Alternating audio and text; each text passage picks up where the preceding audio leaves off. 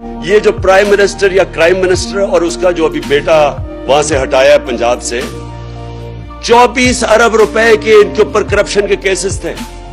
यही election commission थी, under trial थे दोनों।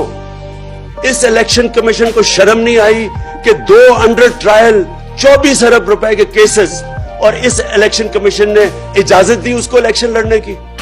कौन से दुनिया के मुल्क में इस तरह के चोरों को इलेक्शन लड़ने की इजाजत मिलती है?